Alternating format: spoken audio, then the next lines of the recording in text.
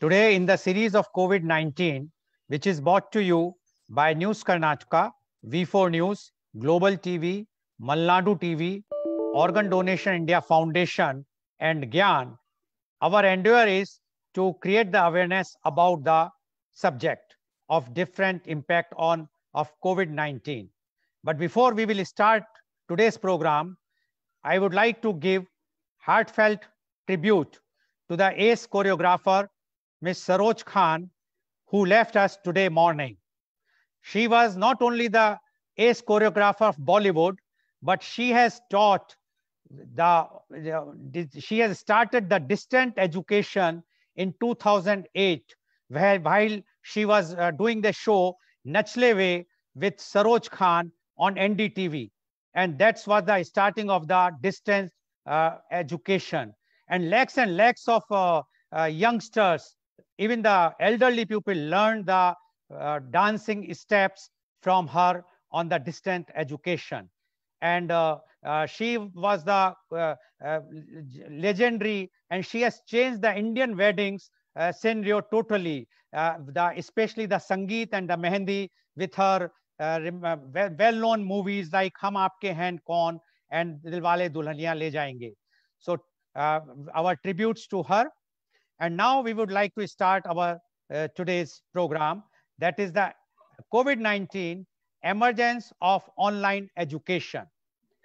Online learning emerged in 1982 when the Western Behavioral Science Institute in La Jolla, California, opened its school of management and strategic studies. The school employed computer conferencing to deliver a distance education program to business executives.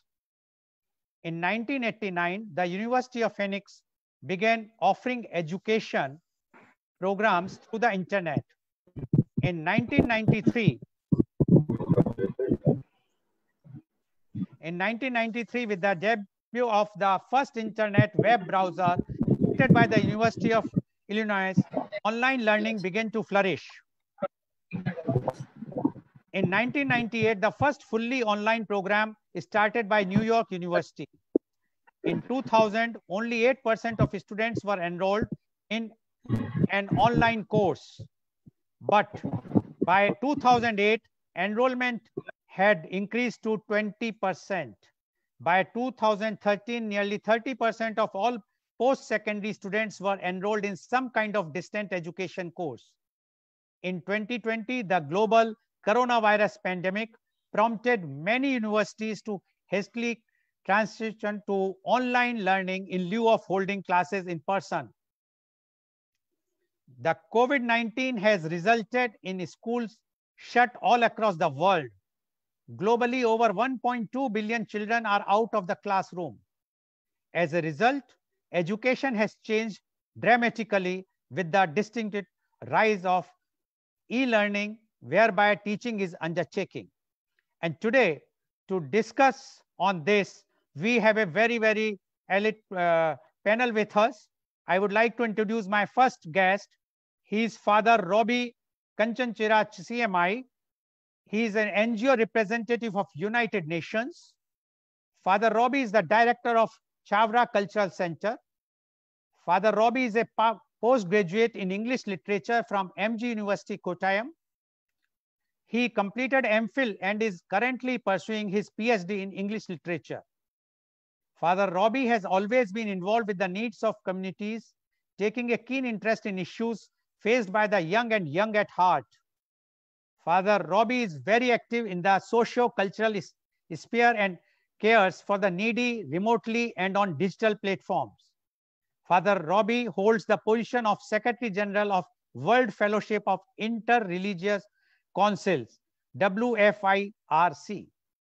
Father Robbie has presented papers on inter-religious topics in the international conferences held at Oxford, Birmingham, Horsham, UK, London, Austria, Doha, Qatar, UAE, Germany, Rome, and Belgium. Father Robbie's life has always been devoted to the poor and downtrodden. Empowerment of auto taxi drivers was his initiative in Munnar town was yet another of his revolutionary initiative, wherein drivers were given regular training in spoken English, grooming and etiquettes. This in turn helped auto and taxi drivers adopt a positive attitude towards passengers, especially tourists, and enhance their earnings as well. Welcome, Father Robbie, to our show. Father Robbie, today our topic is COVID-19 emergence of online education.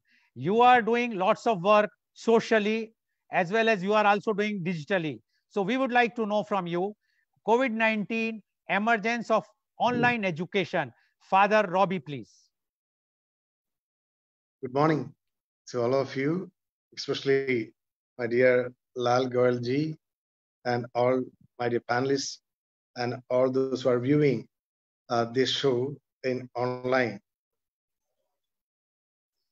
I'm really happy to speak on the different perspectives on online education.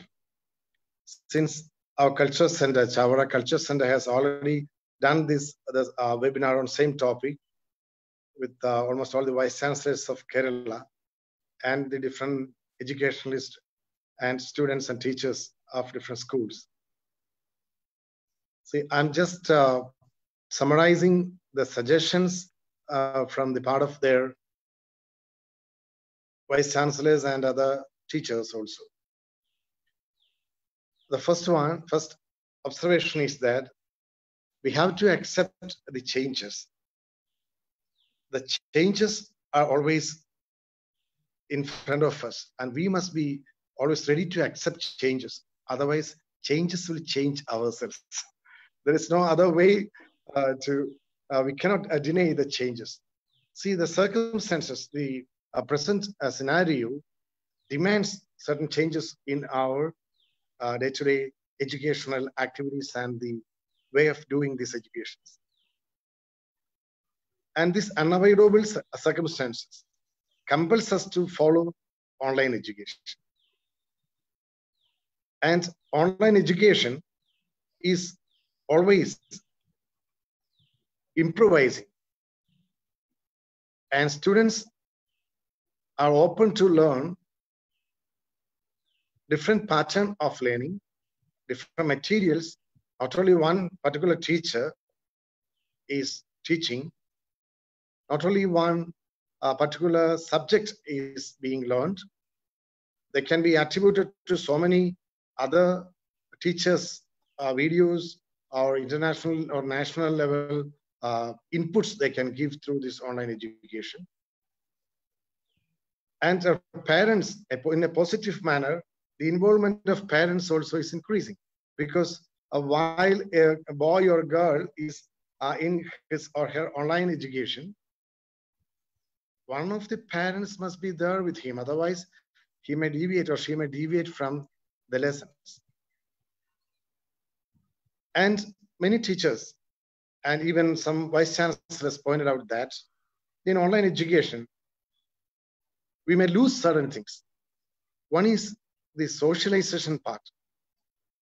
Means the education is not only an individualization. That is always, education is always a part of socialization. So the socialization element is, interaction element is losing. That's the first observation. And the student has to move with his friends. And this education is one of the parts of this education that is done by the involvement of friends. Learning, co-education. Is girl students and boy students are studying together in a class, and they need co-education. And that part is lacking. Then another one is that no direct interaction from the teacher. Teacher cannot control the discipline of the student while he is in home. And the student can keep the mobile somewhere and he can go out or come back. No teacher is or able to just check whether he is attending very keenly. That's why I said that a parental care And one of the parents or someone should take care of this time, that they have to spend their extra time with the students. Otherwise, they can send the students in the school. And now the student parents also has to learn with the students. There's a positive, another positive element is that parents also can evaluate the methods of the teachers, those who, and evaluate even the teachers. So the teacher's responsibility is increasing normally. And that's why now teachers are becoming more student-like educators. Means they are learning, they are compelled to learn. They have no other substitutes. So this online education is more useful to the self-motivated students. If the students are not self-motivated, they may not make use of these possibilities. And this mentally challenged, differently abled students, it is very difficult for them to have this online education. And another thing is that this online education is not available to the very poor people. And in our nation, we find that not everyone is wealthy enough to get a tab or a computer or even a mobile. So tribal people, poor people, and those who are from the street, villages may not be always attentive to get this online education and get the benefit of the online education. And so, first of all, while we are implementing this online education, which is a need of the hour, we must make sure that all students must be available in this online education, and this network, internet availability in villages or tribal parts, it may not be always stable, and they may not get it. And so, in our nation, in many parts of our nation, except few states, I don't think, unless we arrange these necessary compulsory arrangements, it may not work properly. But this is the need of the time, and we must accept this changing paradigm of education. And one more thing. Students are always complained from the parents that the students of this time were addicted to screen, mobile. And now, fortunately or unfortunately, the students' folk are happy because nobody is complaining about their using mobile or laptop or tab or anything, because the parents are running after the mobile shops to get one for this particular child. But why I am specifying that part is that the parents' responsibility has increased a lot, and they must be with the children, and they must be vigilant.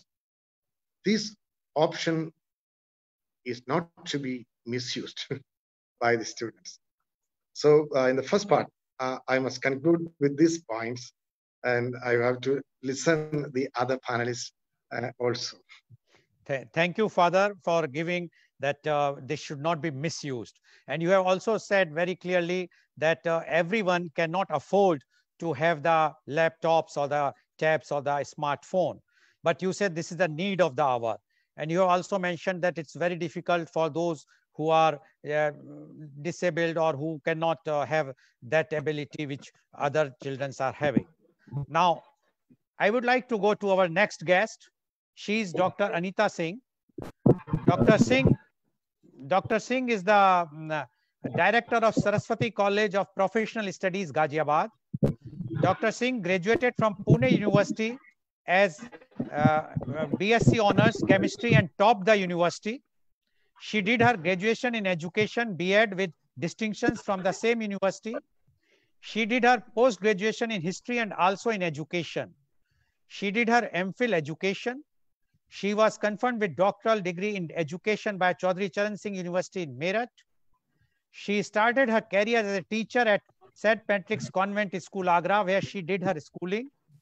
She later joined one of the prestigious schools in Ghaziabad.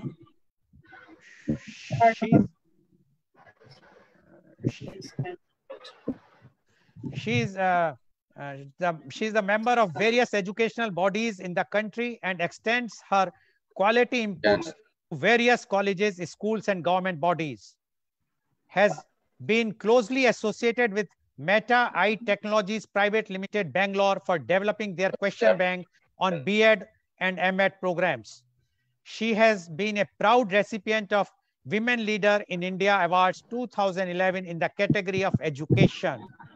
She was Rotary Secretary in the year 2013 and 14 and President in the year 2014-15 in District 3010. Welcome, Dr. Singh. Now, I would, Mr. Jha, please mute yourself. It's disturbing. Mr. Jha, please mute yourself. Now, I would like to, you have heard what father has said, Dr. Singh. Now, you are in education and you are running a very big institution in Ghaziabad. And today, because of the lockdown, it's not possible to have in-class studies or in-class classes. Now, when we don't have this type of facilities, then only option is the online classes. Now, we would like to know from you, COVID-19, emergence of online on education. Dr. Anita Singh, please. Good morning, everyone. First of all, I would like to express my gratitude to Mr. Lal Goyal, Chairman, Organ Foundation, India, for inviting me to this webinar. Now, talking about COVID-19, emergence of online education.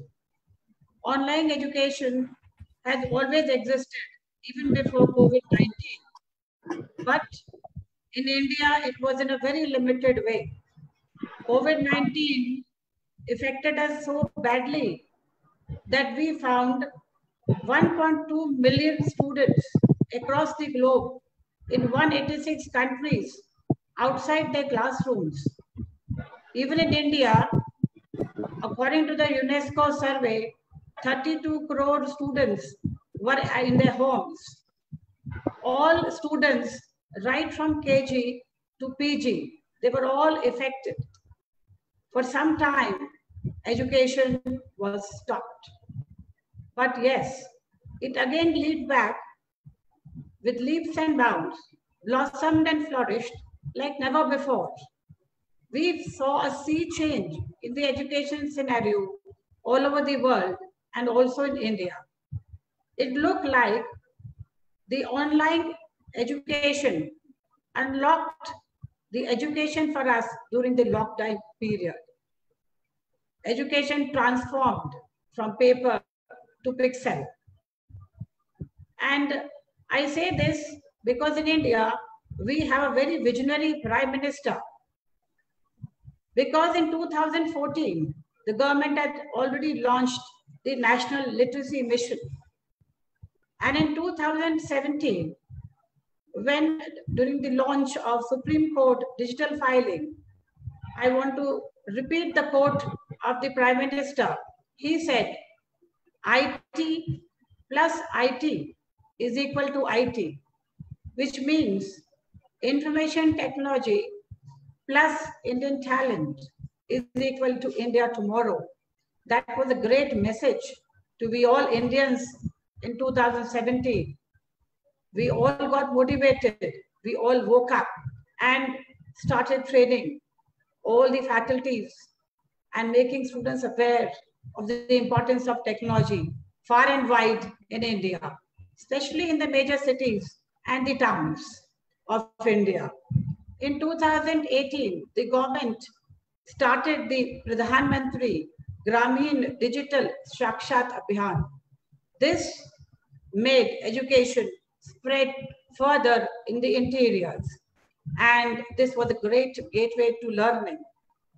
And during that time of COVID, we found that the Zoom platform, which had earlier very few participants, increased immensely to 2 crores. Everybody to whom I talked in the education sector talked about going online using Zoom platform or the Google Classroom or the other modes of online systems. There are generally, if I categorize online education, it could be categorized into 2 forms. One is synchronous learning and the asynchronous learning. In the synchronous learning, the advantage is that you are face to face with your students, but on a virtual platform. You have a fixed timetable, you have a fixed timing. Synchronized learning helps those students who cannot give a fixed time. They can use the learning platform in their own flexible schedules. Open universities in India generally use a blend of both. Online education has emerged like never before. But what we need to do now, we need to strengthen this education system, online system especially. We need to identify challenges in the online system. We need to sort them out and put them in place to use the full power of technology. Now, what are those challenges? Those challenges are that we must sharpen our skills on technology. Now, putting all the challenges into 5 categories, I would like to mention here that the first challenge is accessibility. Online education should be accessible to one and all in the country. Just as Father mentioned that in the interiors, there's a challenge of all not receiving this online education. We have heard of stories of children being depressed, children being frightened of this technology. So we need to overcome that. The second challenge is adaptability. Everyone is not adapted, not comfortable with technology. We need to train them so that they have the ease of technology.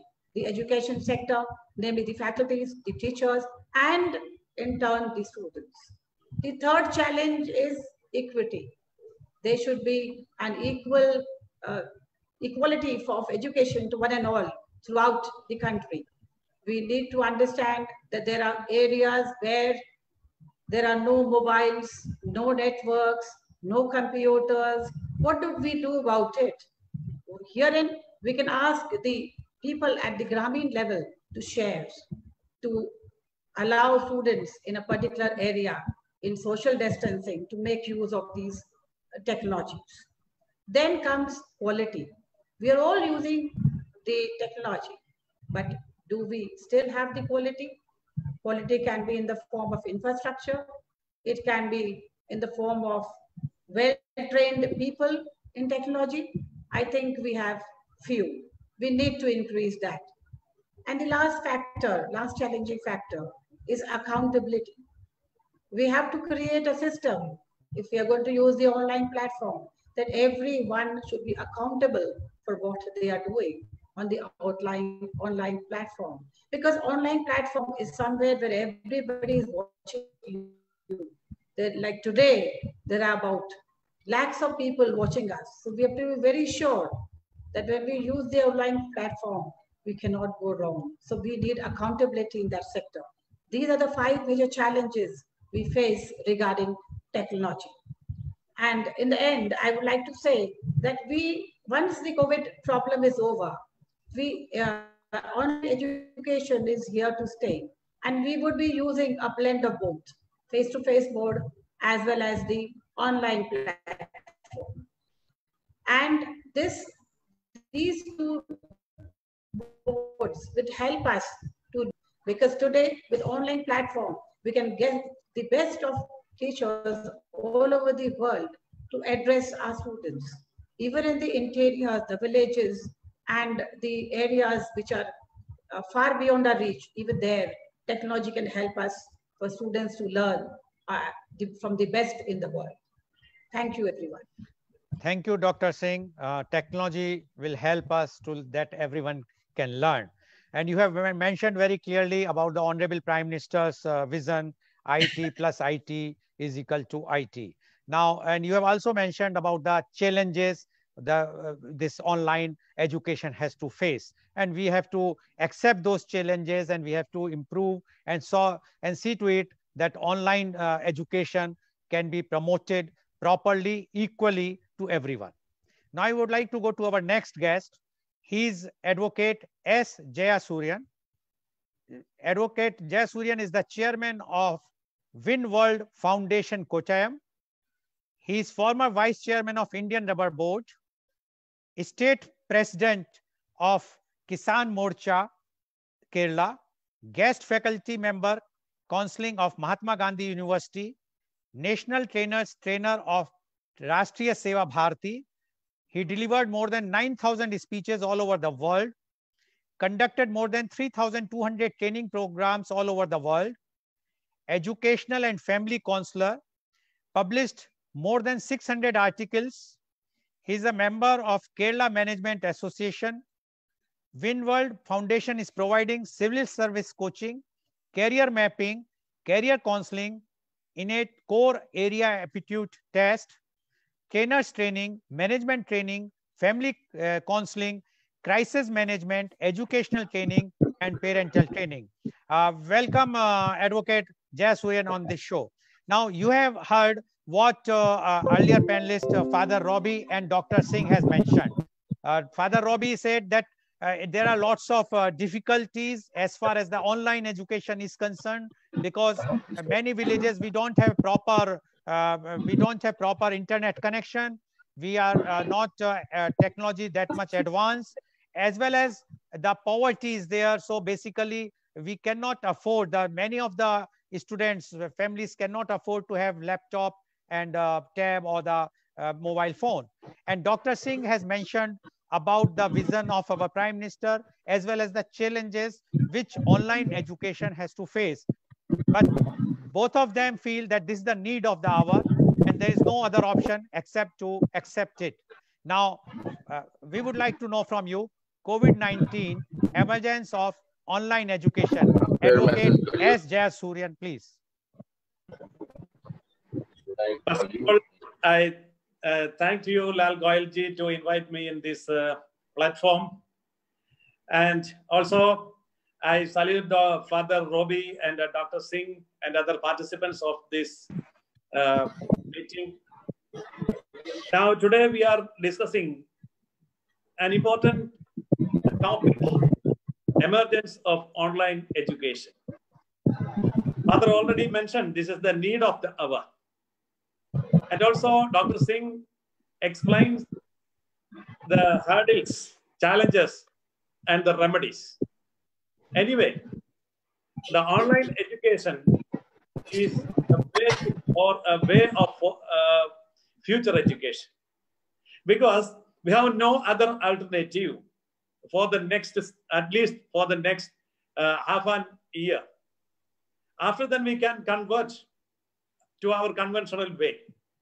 But for the next 6 months, the whole world have to follow this online educational system from LKG to university.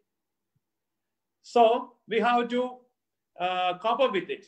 How can we do this? So many challenges are there, but there are some possibilities. There are some sunrise. So how can we accept it? How can we utilize it? First of all, we can see one good concept here. Urban-rural disparity can remove with the help of online education. Now we are facing one main problem, urban-rural disparity. Students from urban area, they can easily get higher education and good education and atmosphere also. But the local and rural students, there is the inability of good educational system and infrastructure. But through the way of online education, all are equal. I know some coverage problem is there in the remote area, inside the forest and remote village. But if we can solve the problem of toilets and LPG gas connection, then we can easily remove all other problems on the way to fulfill the successful online education. So with the good coverage of our mobile, then we can easily reach the nook and corner of the nation. So with the help of IT, the disparity of rural and urban students, easily we can remove. This is the first gift of online education. And the concept of distance education. Here we can redefine the definition and the concept of the distance education. Distance education to system education. Through the system education, we can easily redefine the distance education. I think this is the end of distance education. All are equal here in this platform of online education. There is no distance between.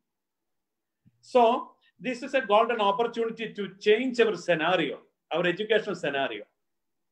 Always we are using some terms online, offline and online, off campus and on campus. After the introduction of online education in its full-fledged level, there is no difference between rural and urban and wealthy and poor. So, Sarvodaya, the concept of Pandit Deen Dayal Upadhyaya, Antyodaya. So, Sarvodaya and Antyodaya, easily we can achieve with the help of this IT. So, now in our concept, the reality is this. In this globe, there are near to 225 countries. Across the world, the total population was 700 crores. In this 700 crores, half of the population is under 45. But we have a lucky chance. The under 45, the youths, the 65% of the youths are living in India.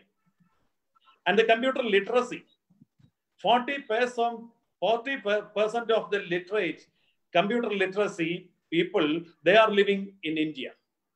And under 25, the students, 45% of the students in the world, they are Indians. And the school students, 26% of the school students are Indians. That means the coming 50 years, coming half century, we Indians, we are the only nation to supply educated youth to the entire world. And also we have got a good gift. There are 28 countries all over the world. They are using English as mother language or like that. So the total population of that 28 English countries is equal to educated youth is in India. That means we have computer education, we have English, we have the youth. This is the potential.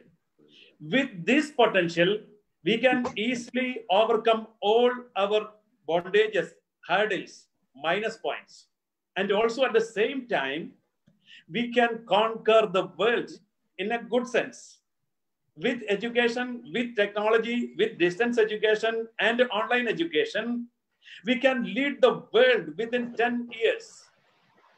Not only the world of education, but at the same time, the world of service and information technology, easily we can lead the world.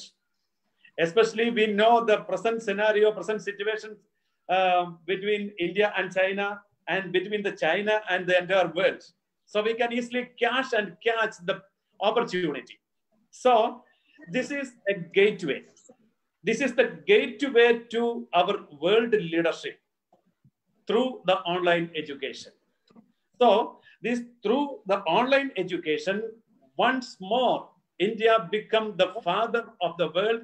India become the mother of the world and the leader of the world. And at the same time, India will come back the guru of the world. So this is the beginning of new era. From here we can start. There are so many hurdles, there are so many minus points, but easily we can overcome with our youth, English and computer, with the skill. So the entire world are awaiting for our leadership.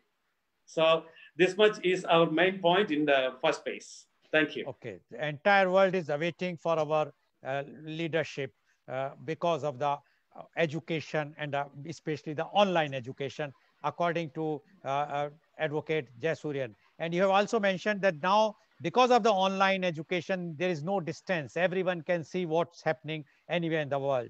As well as you have mentioned that how online education is the only thing which can give the leadership to the country. You have given all the statistics to prove that India is having all the qualities to lead the world. Now I would like to go to our next panel guest. He is Mr. Rakesh Kumar Jha. Mr. Rakesh Kumar Jha is a civil services coach. He is the managing director of Discourse Academy, Delhi. He is the guest faculty of political science, general studies, and English language at many reputed coaching institutes. He is MA in political science, MA in mass communication, PG diploma in journalism, KU, etc. He writes articles in many newspapers.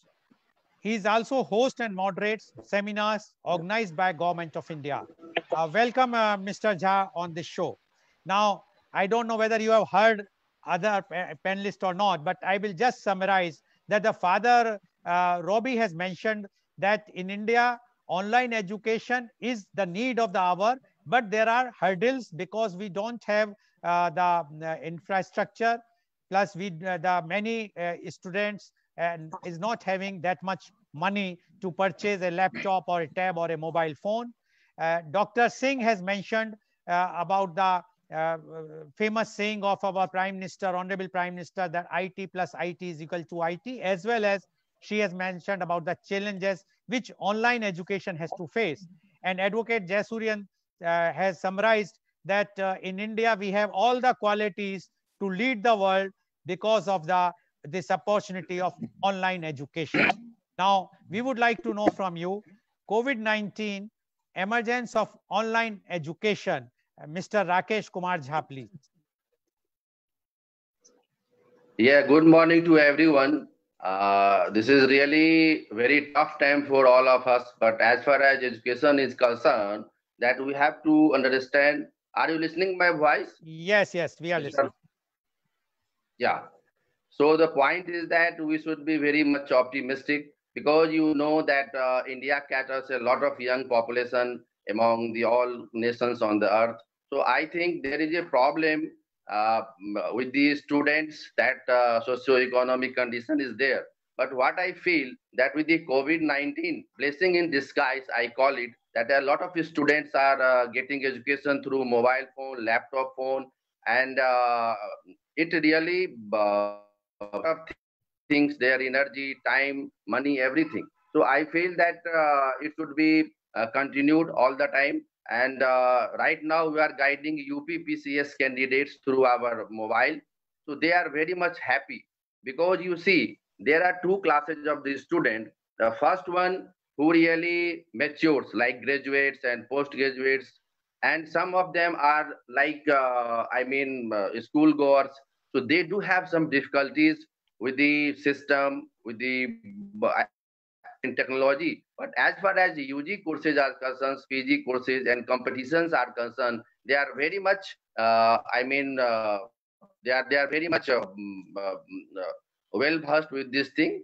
And I feel that it will really serve their intention. And we can connect a lot of people from different backgrounds for the interview purpose these days. So I feel the government and we should encourage the online teaching. Through this, we can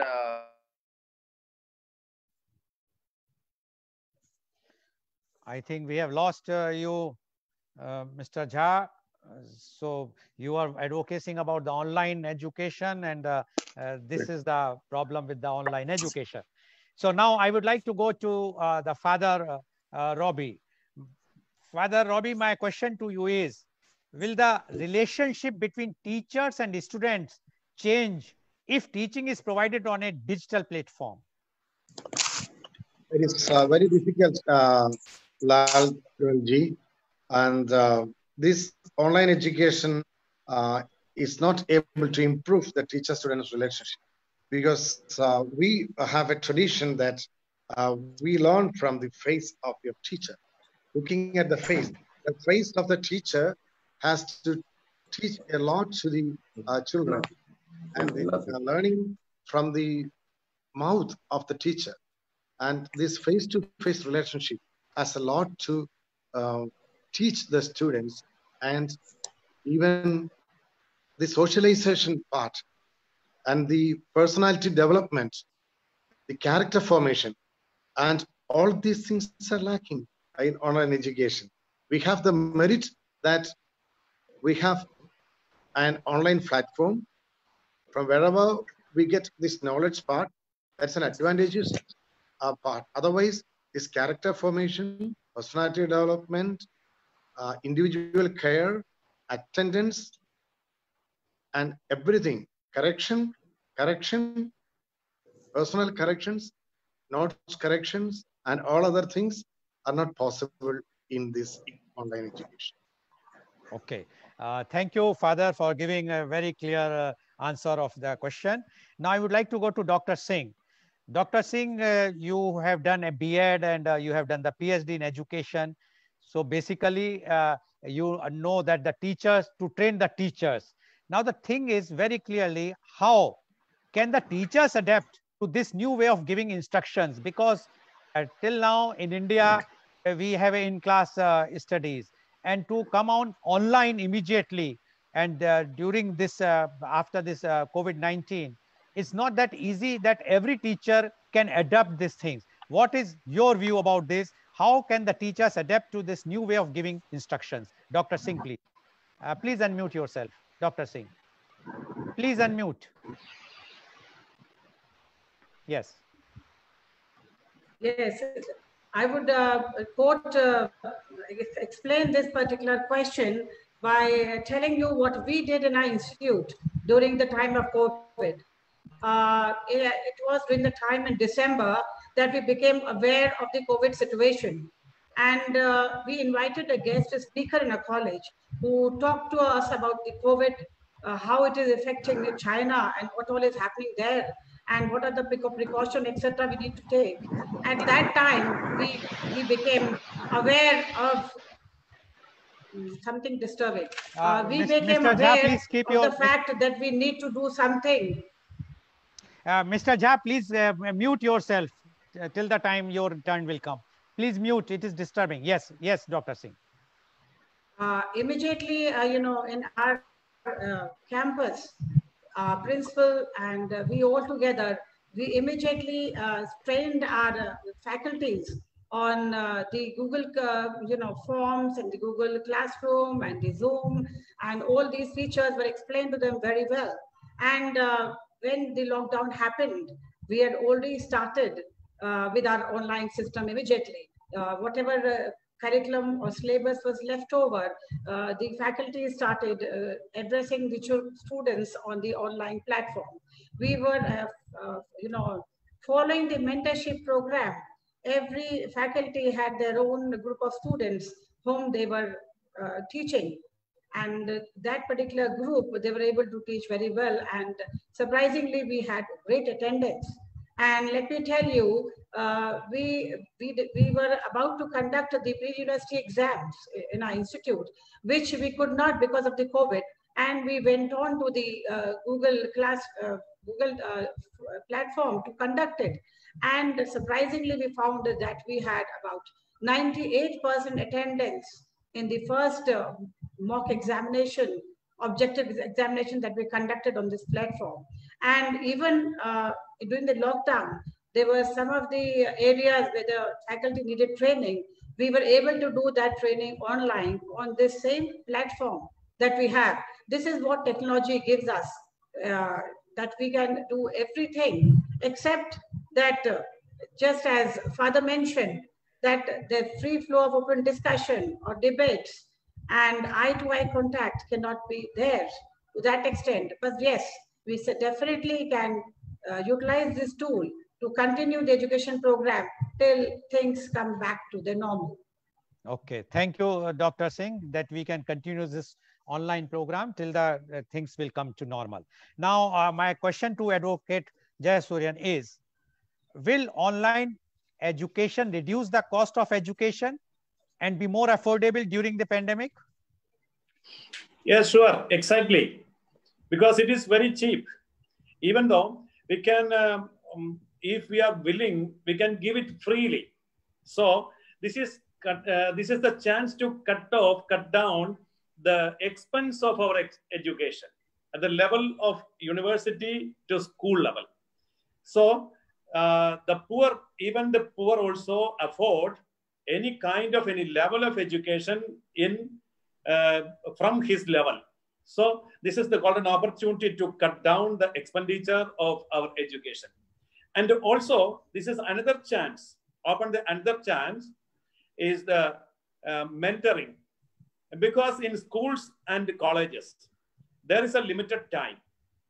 Within the limited time, we have to complete our classes and courses. But in online course, 24/7, we can serve the students. In my experience, this is a good chance to serve the students. Some students comparatively, they are low than the others. So we can identify the poor students, the low-level students, and we can encourage them, support them, and we can upgrade them. So this is a good chance to mentor the students. This is a golden chance to mentoring. So that way, also we can elevate the quality of education and the result also. These 2 points are very important. And also we can easily we can reach the goal. What is education? What should be the result of education? So this is a good system. Some minus and drawbacks are there.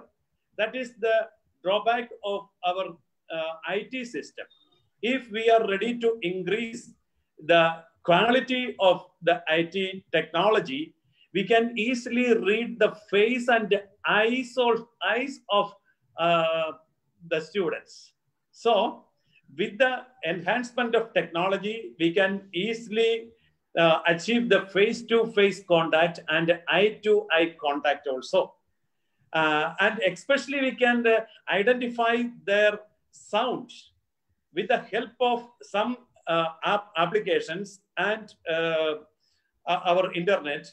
Easily we can identify the drawbacks of each and every student. So there are so many possibilities are awaiting. If we are ready to open that, this is a golden chance.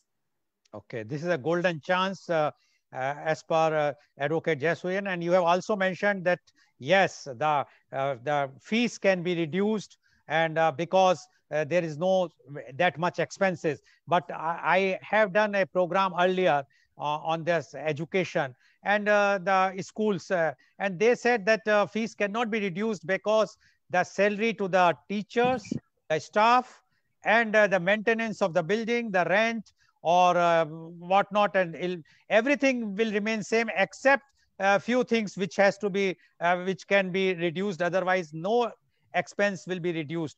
But that is their views. This is your view. Now I would like to go to the our another guest, Mr. Rakesh Kumar Jha. Mr. Jha, you are training for the civil services. Now tell me, if everything will be online, how the training at Lal Bahadur Shastri Academy in Mussoorie for IAS, as well as the Sardar Vallabhbhai Patel Academy in Hyderabad for IPS will be able to give the training online, because there they require to give physical trainings, because you know that whether it's administration or the police training, it requires a physical presence of the trainee. So what is your view about that, Mr. Jha, please? Yes, you see, there are 2 parts of preparation. The first part is very simple, that you have to appear for the prelims examination, mains, and then personality test. And then after that, you will be joining Lavasna, that is in Mussoorie. As you have rightly said, that for police training, they have to go Hyderabad, And for other trainings also, like for IFS training, they have to come here in Delhi itself, where FSI is there. You have to get lots of training.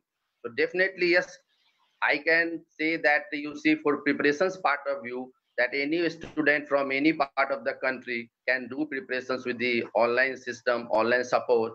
But as far as you see training for civil services are concerned, they have to be very much clear that they have to join academy, because in academy what happens, you have to go through a lot of physical trainings, a lot of case studies are there, a lot of other things are there, even libraries are there. They have a good library in Masuri, Hyderabad and other parts of the country where a lot of training institutions are there.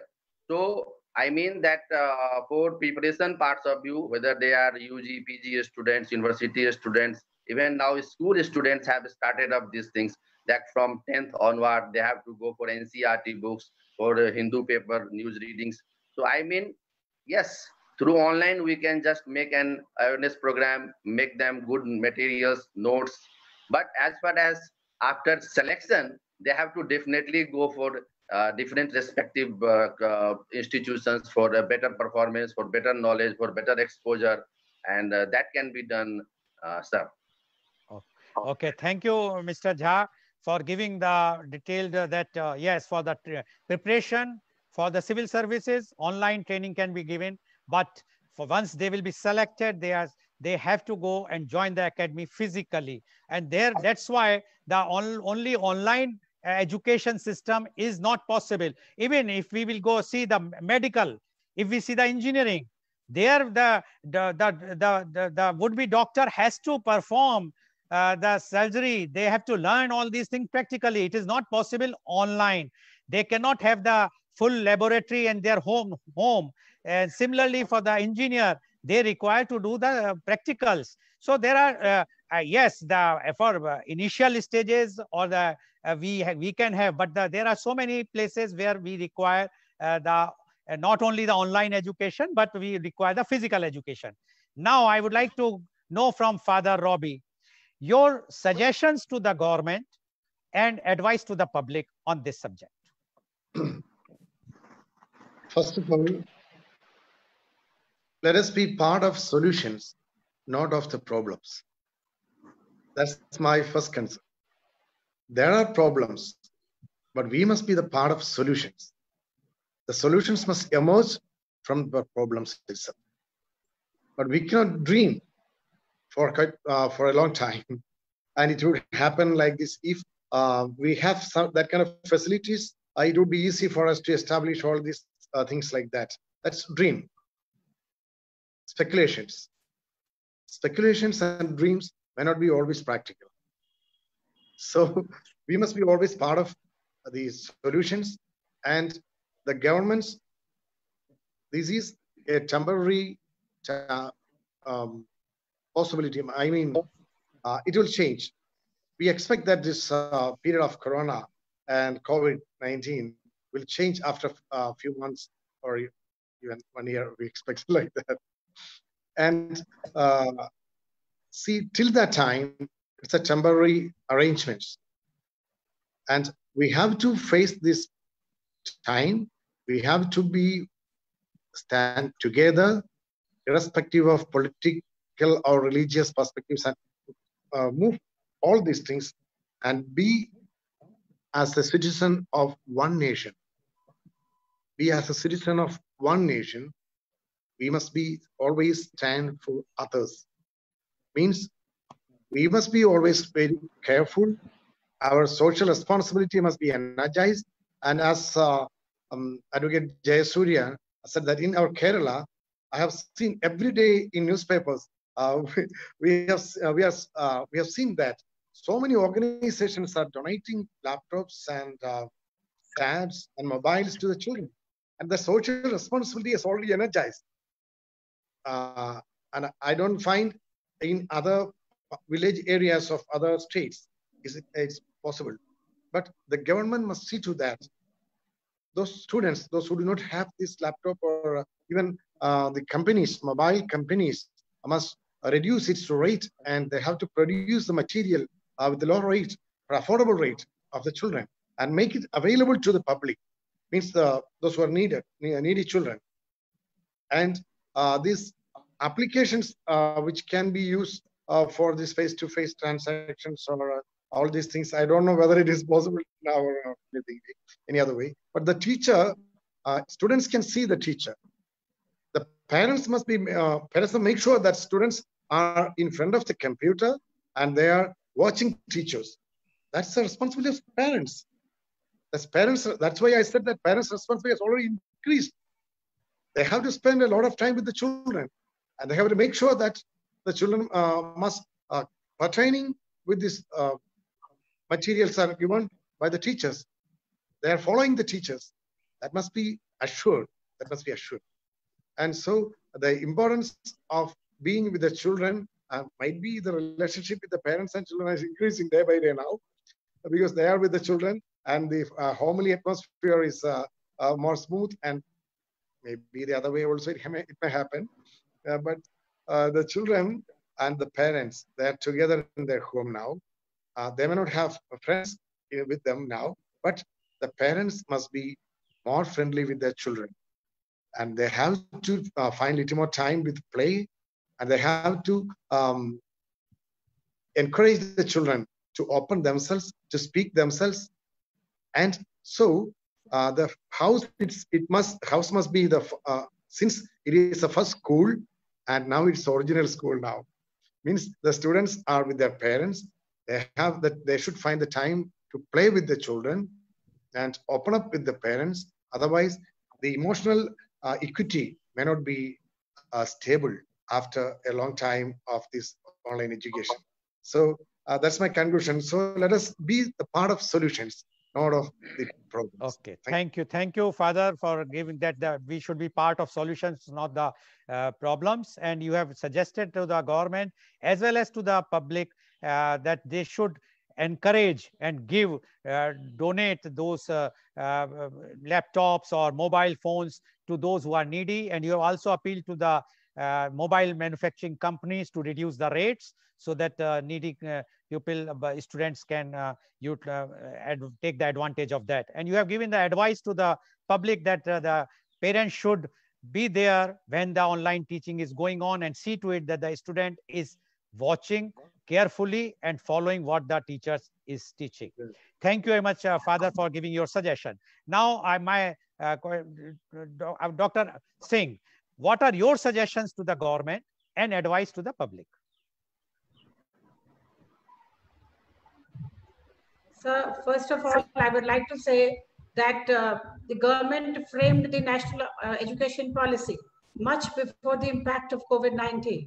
I think we need to review that, since we need to make some changes, because we never thought of this impact of COVID would have such a great, immense effect on the education sector.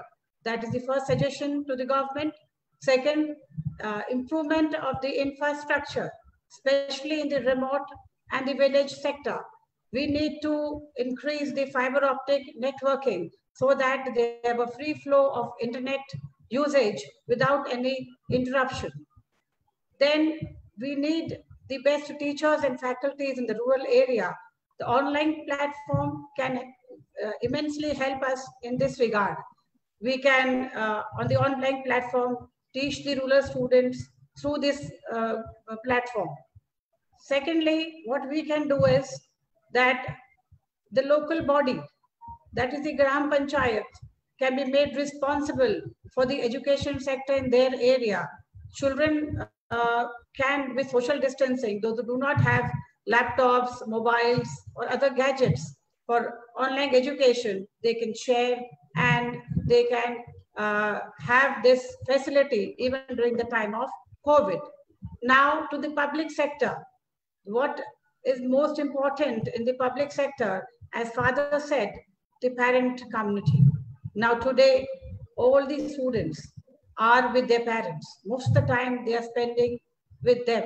We need to organize a special training program for the parents too, how they can be trained and advised to look after their children in this grave problem that we are facing. Thank you. Thank you, Dr. Singh, for giving your suggestions that what national education policy, which was released earlier, has to be reviewed and revisit again because of this COVID-19 condition.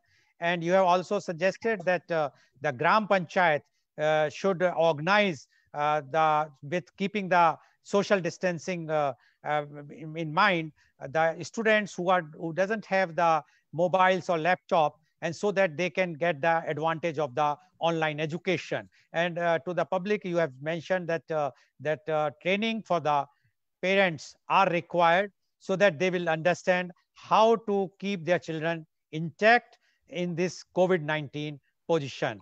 Now, I would like to ask Advocate Jaisurian, what is your suggestion to the government and what are your advices to the public? I have 4 suggestions. Mainly, number 1, we have to divide our education system, physical and non-physical. That means only through this classification, we can meet the need of the medical engineering and like that technical education and also physical education. It would be 30%, and the 70% is online education and 30% is offline education. This is the first suggestion to the government. And number 2, our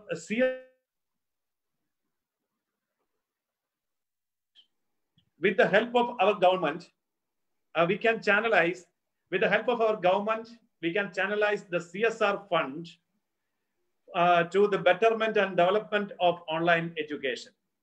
Through that way, we can collect the sufficient fund to the change. This is not a change, this is a paradigm shift. So we need enough fund. We can collect from CSR and the help of government. Number 3, for the educational purpose, throughout the nation, please provide free internet connection for the students and educational institutions. It is possible because now we are at the level. And the 4th and last advice to our parents.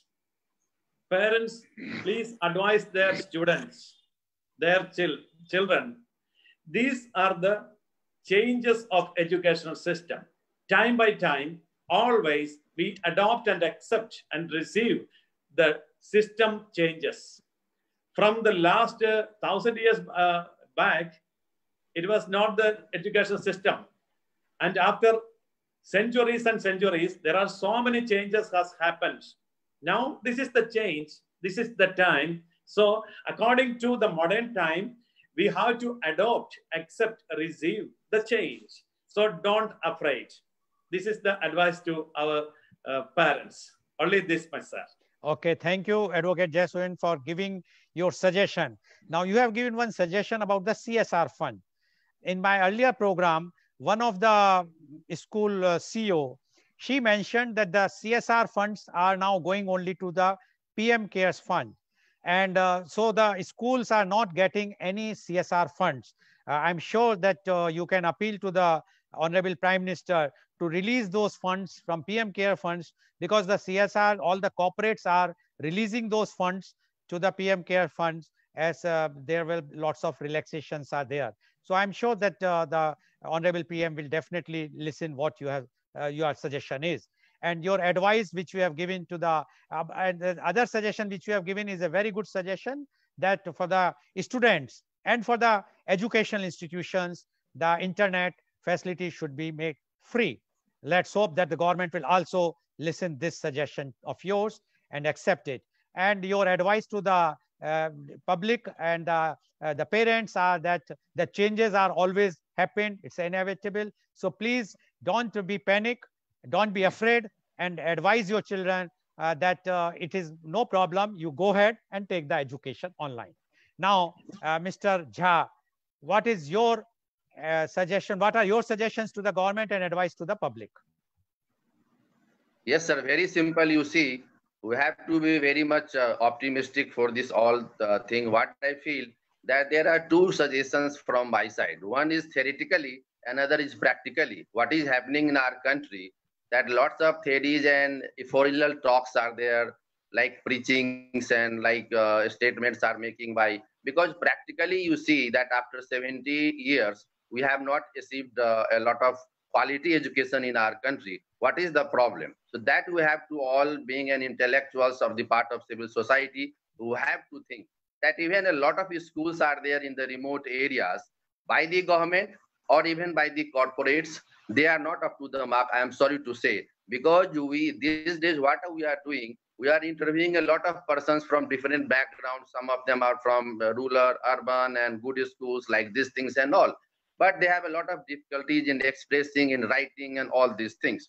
So with the Sarv Shiksha Abhiyan, what has happened, that the quality education and the fundamental education, as our honorable advocate sir and father and ma'am have been saying, that the quality education have been declined in the rural areas. I am sorry to say. Why? Because of Sarv Shiksha Abhiyan has not set any standard for recruitment of the teachers. The second thing, that you see, we have to go for mother tongue language. We all are talking of English language. Even Dr. Kalam had suggested that, you see, until unless, even Gandhi had suggested, until unless you are not giving a primary kinds of education in the mother tongue, it is very much difficult to have acquaint with the English language because of their home like environment, social environment.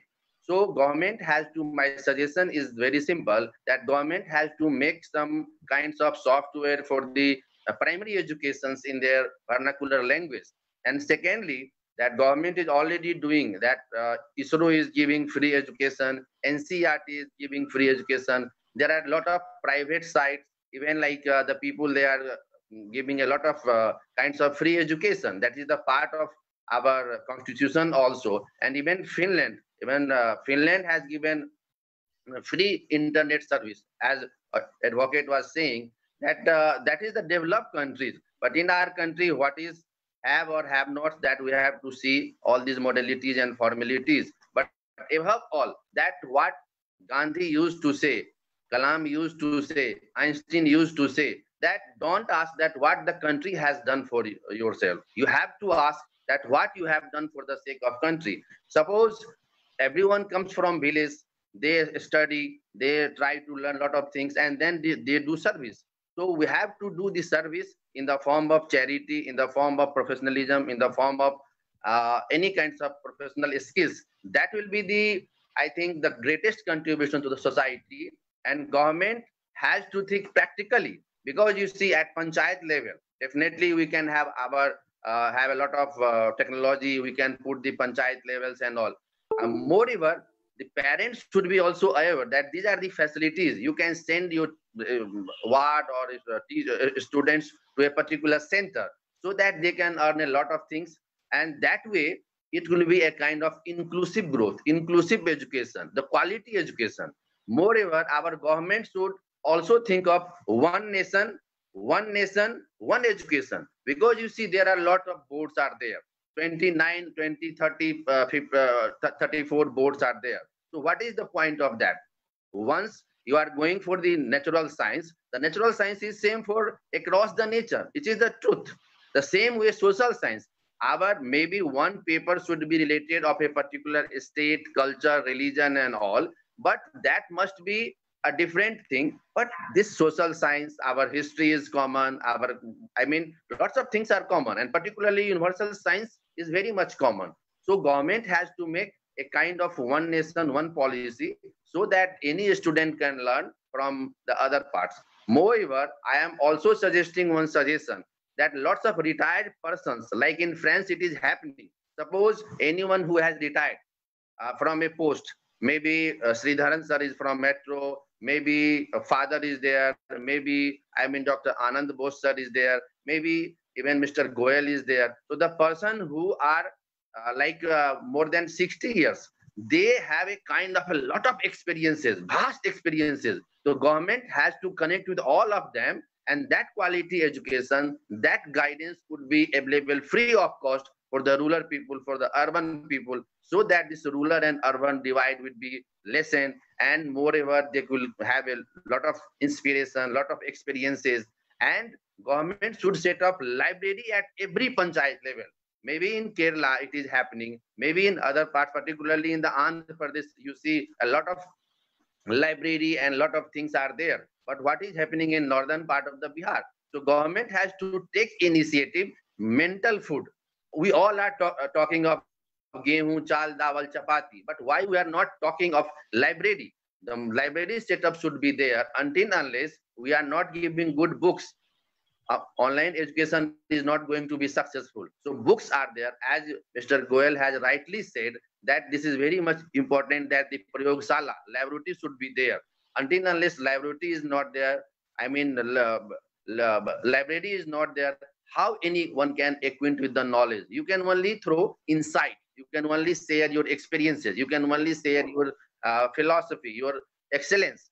So physical format is there, and only then India would be a developed nation. India would be a kind of nation that we all are aspiring for, and quality education should be there, and awareness. So it is the onus depends on four organs of the society, whether it is civil society, institutions, governments, parents, and that way we have to be very much, a very much developed country, and always do our best from our part, so that anyone can. I must quote in the last that we have guided a lot of students who have come from very rural background. They were not able to speak even single sentence in a proper way. Some of them are posted in UP as an IPS officer, some of us are posted in Jharkhand as an IS officer. So what we did, we gave them proper training, we pampered them, we excellent them, so that they had come with the best thing. So India is full of potential.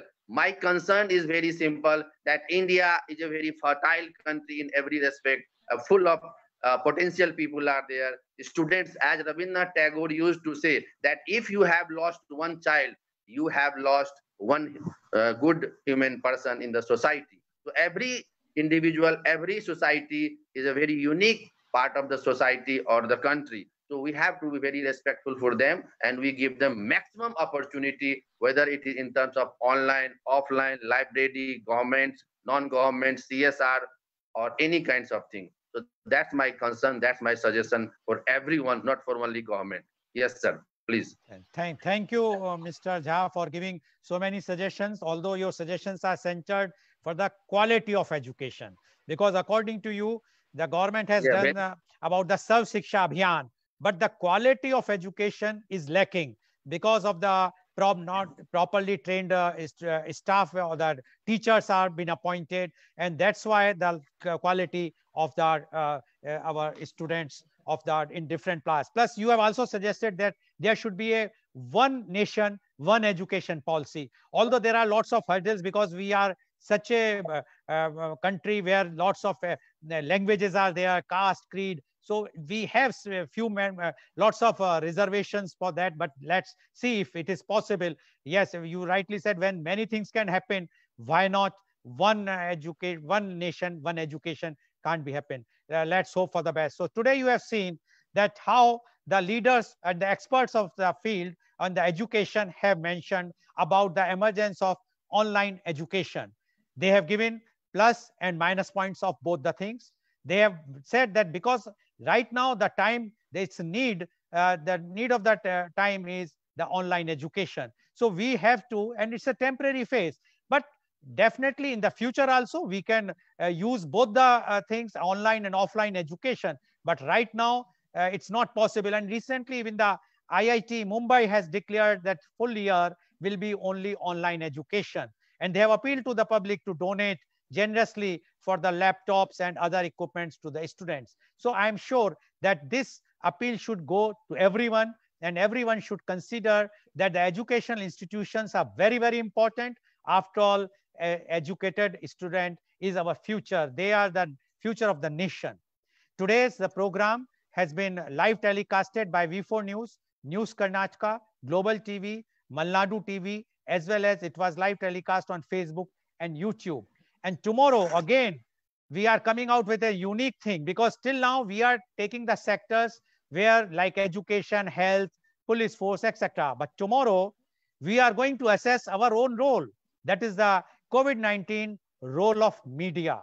Whether the media is playing correctly or not correctly, whether whatsoever the role media is playing in this COVID time. So please log in tomorrow, because we also have a very eminent personalities who are joining.